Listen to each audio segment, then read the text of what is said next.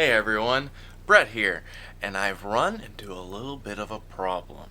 Here I am editing my next review for Jurassic Thunder, and I find that I have way too many things to say about it. So we're going to do something a little bit different. Since my decision to split this into two parts was made in the editing process, I've decided to film this little intro and outro for part 1. Yes, you heard that right, part 1. This review will be split into two parts, so be sure to stick around and watch part 2 when we drop that. Now, without further ado, here is part 1 of Brett Flix's review of Jurassic Thunder.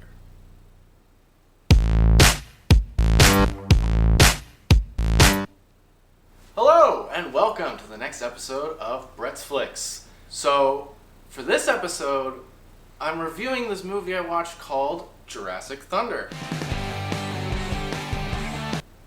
Okay, so a little bit of backstory. Like, over a month ago, I'm home alone, I'm chilling, I want to watch a bad movie and laugh at it. And I find this, it's on Amazon Prime, cool, might as well watch it. And what I discovered was not a bad film, but one of the worst, if not the worst film I have ever seen. I didn't finish it. I literally had to put an entire month in between watching the first half and then finishing the film. It hurt. It actually hurt. So for this review, we're going to talk about kind of everything. I'm just going to go through and we're going to have some fun.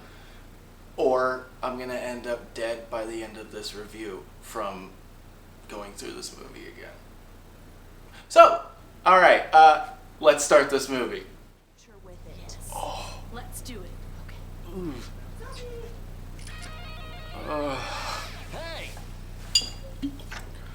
Well, my friend, I am once again asking your help in finishing this movie. We're not touching it. Excuse us. You don't have to talk to us like that. I can talk to you, Rebel. Hello, General. I assume our plan is moving forward. Surprisingly well, Mr. President. I knew it would work. I never lose on good deals.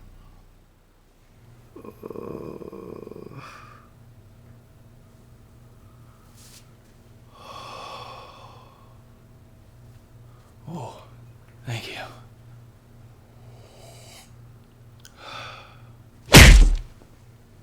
Oh, thank you. The film starts off well enough. It seems to be a zombie picture. It doesn't have a great budget, and that's okay, at least for now, in these opening moments. I'm alright with it. I'm enjoying this, and oh my god, what is that? Is that a dinosaur puppet? That is a dinosaur puppet. That isn't even an animatronic, that's a hand puppet. That is a rubber hand puppet, and I believe those legs are CG. Yep, they're not even connecting with the floor. Awesome. We're off to a good start here. Off to a very good start. Yeah.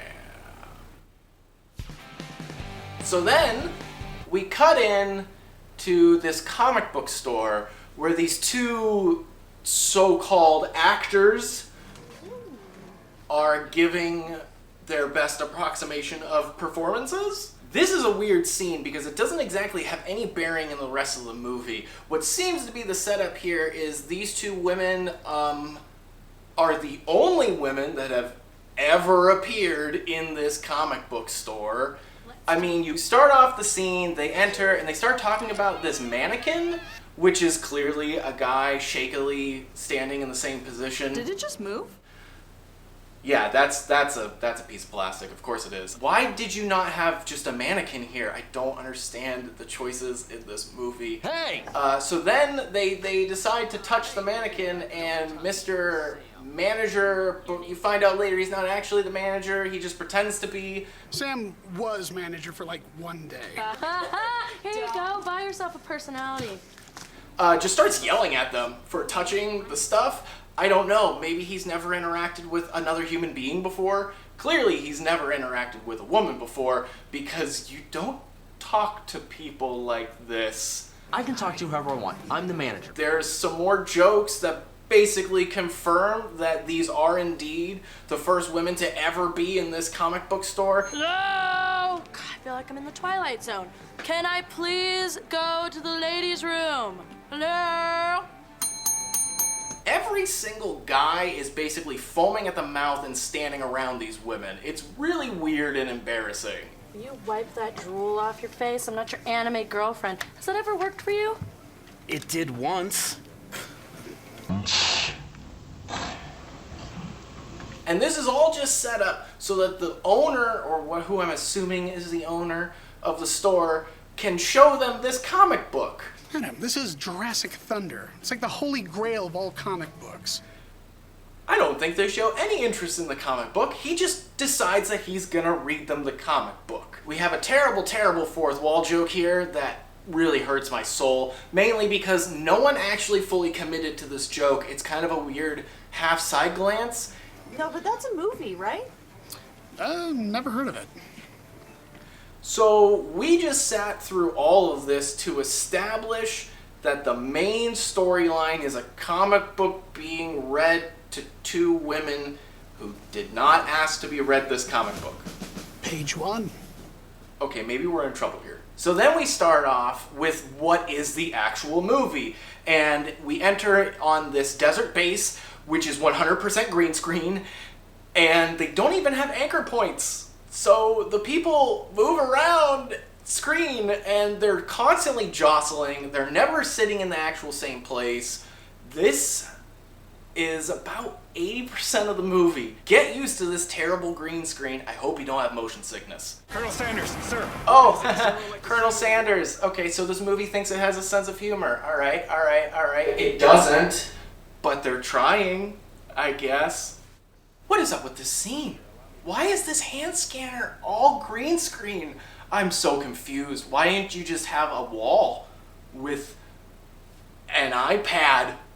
So while we were treated to this lovely 80% green screen room, which does not need to be green screen at all, we're informed that the main source of contention in this film comes from two warring African warlords. And according to the generals, if things go south here, it could possibly start World War III. But don't worry, because at least World War III is better than Russians telling us what to do. You want to take credit for starting World War III, Colonel? It's better than letting the Russians dictate what we use as weapons, General.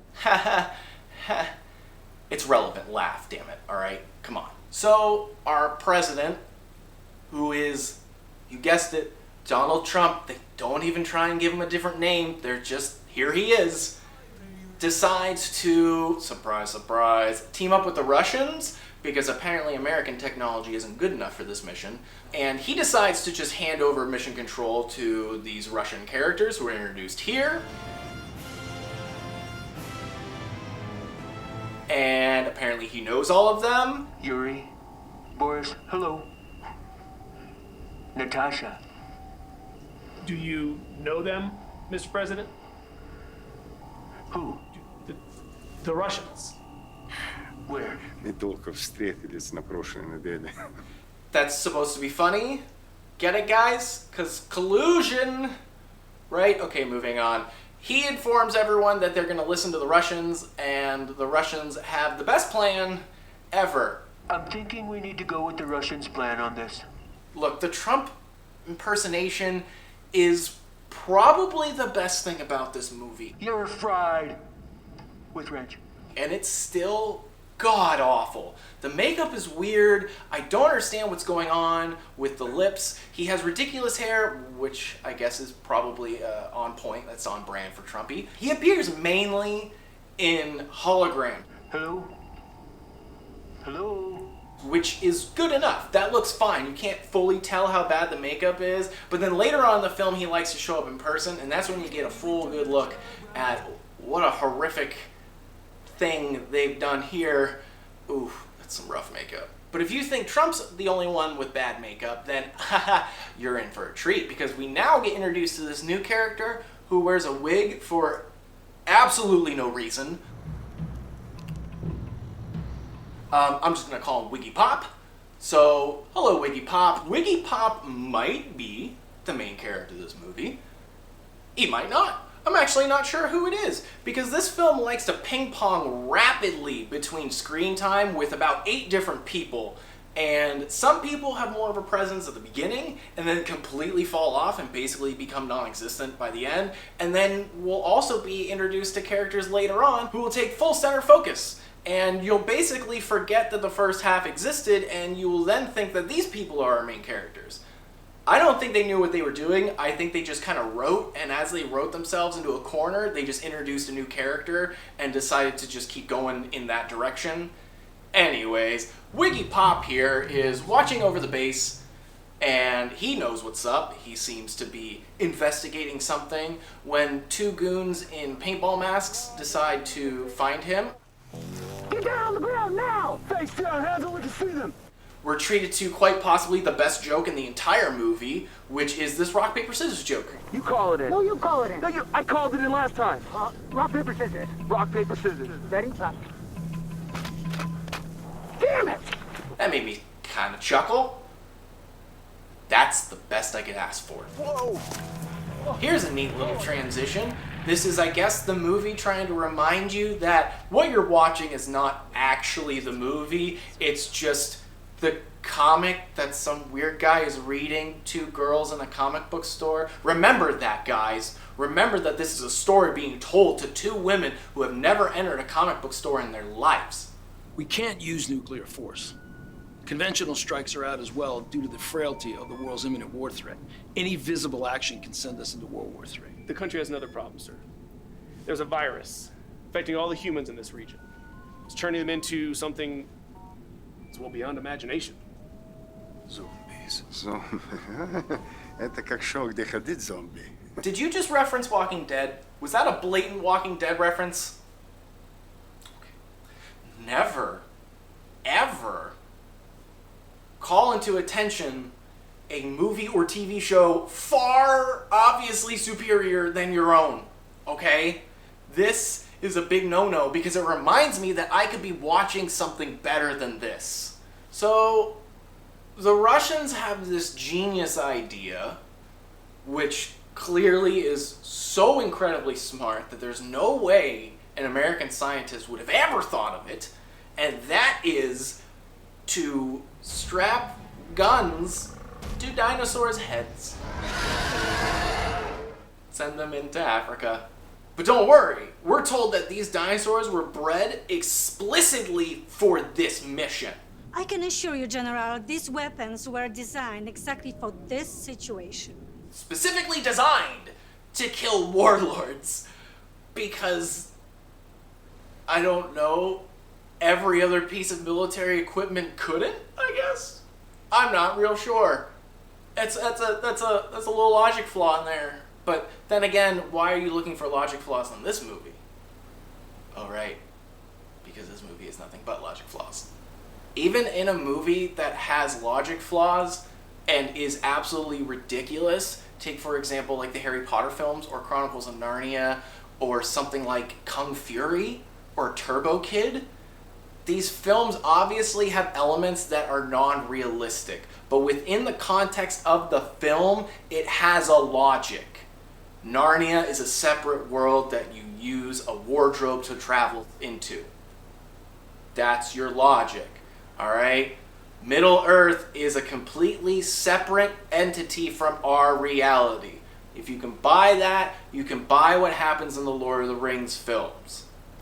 Kung Fury is such a ridiculously stylized film that it exists within its own self-created universe of absurdity. AKA Kung Fu. But it abides by the rules of said universe. Jurassic Thunder makes absolutely no attempt to do this. Then we're treated to a lovely little action sequence where I can't tell where the blood is coming from. It's clearly CG blood, but there's no attempt. It's just kind of exploding out of nothing. What is happening here? And now I'm realizing I'm only 15 minutes into this film, and please God, kill me. So then we cut back to Wiggy Pop, because I guess he's a character that does things in here. Wait a minute, hold on a second. Did she just eat that guy's gum? was gross. So then some things happen, some stuff goes down, they decide to drop the dinosaurs, and we spend almost a full 5 minutes just watching the dinosaurs drop from parachutes. Payloads are over their respective drop points, General. All systems green. Just waiting for your orders, sir. Drop zone in 2 minutes. Drop your drawers and dump your loads.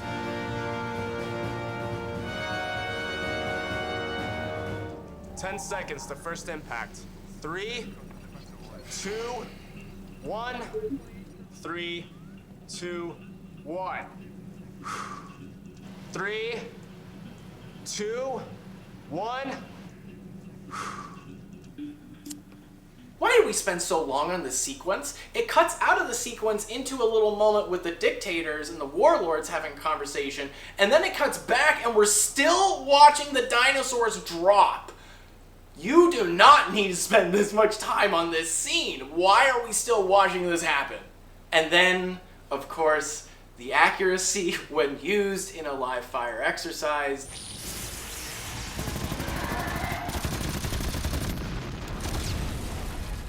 is never the same accuracy we get when you're actually using it in combat. Remember that moment earlier when they shot the tank super far away, spot on? Well, now the dictator is literally 4 feet in front of the dinosaur and they can't hit it to save their life. They're shooting like they work for the Empire. Come on! They also seem to have security cameras set up everywhere. Where is this shot coming from? Did you also have a reconnaissance pack of maybe smaller dinosaurs go in and just establish like a little camera so you could watch what was going on? I don't understand how you're getting this footage. Oh my god! Why is this bush dancing around like a teenager at a Taylor Swift concert? Ooh, you see that stretching right there? Right here, right here. Look at that. What is happening here? What is with these effects? Did you just get your cousin Andrew to do these effects? That's what it was. Hey guys, I just downloaded the new Adobe After Effects. I bet if I put like 5 minutes of work into it, I can make something pretty cool. Well, we don't exactly have anyone else, so sure, you're hired. Oh, thanks. I won't let you down. Then Wiggy Pop comes back just for a few moments of exposition and to confirm that yes, it was in fact a wig. Get that stuff off his head. Look guys, we made this movie, we understand what we're doing, okay? It's supposed to be funny on purpose. Look at this moment. E.T.'s coming, do not make a sound. Look at the background here. I am literally gonna get seasick from this moment. But wait, look at those rocks. That's green screen too. What is happening in this film? 39 minutes and 16 seconds. That's it, ladies and gentlemen. Congratulations, boys. You did it. This is the best green screen shot in the whole movie. That's it. You reached your peak right there. But just when you thought that the CG couldn't get any worse, we have this moment here. Oh my God. What is happening with that eye? Why am I watching this? They're biological weapons, Mr. President. Hey, I thought I fired you. He said the thing. He said the thing he's famous for. It's funny, come on. And that's the moment when you realize that most of the terrible, terrible choices in this film were done purposefully. It thinks it's clever. It thinks it's funny. But it just comes across as sad. In my 16 years of president, I've never had a raw deal. I've raw dogged, but not a raw deal. This is pretty basic filmmaking. This isn't even basic filmmaking. They have forgotten almost every single rule, whether it be about how to build a scene, you know, with like an ebb and flow, how someone should enter a scene in one context and then end the scene in the opposite context, like the scene in Uncut Gems when Adam enters the scene with authority and exits the scene without authority. A basic starts at the top, ends at the bottom. This film has basically forgotten every single basic rule about scene structure, about writing dialogue, and about filmmaking. Wait a minute. Who's that? You son of a bitch. How dare you? You insulted my country and you want to fight me? Then the warlord somehow gets access to President Trump's hologram.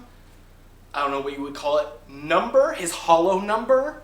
Because then he starts interrupting the conversations held in the base. These top secret conversations that are held between the president and the generals who are running the operation. Yeah, the enemy warlord just kind of gets access to it and comes in and just starts yelling at him. And Trump, being Trump, just decides to yell back. If I could, I'd put your ass to the hologram and kill you! You can choke on this. You're fired. He said it again. He said the thing again. Don't worry, we're gonna come back to this. You thought that this was gonna be the peak of this hologram fight? You don't even know, all right? You don't know what's about to happen. Well, there it is. Part 2 will be dropped on October 15th, so watch out for that. But in the meantime, be sure to stop by on the Holy Goof channel for all your videos, including Brett's Flix, Anime for Amateurs, and Zach's record reviews. Be sure to like and subscribe. And also, here's a little sneak peek for part 2. See you next time. Next time on Dragon Ball Z. Where did that vial come from? A nice green screen showdown with lasers? But wait a minute, hold on a second. Wait, hold on. Robert Downey Jr. is rolling in his grave right now, and he isn't even dead yet. A truly brilliant testament to mind over matter. There is no dinosaur, there is no gun, there is no movie. This is a fever dream that I had, isn't it? You see, every decision in this film is made for a reason. And that reason is to torture its audience. Oh, it hurts my head. This movie hurts my head. Die!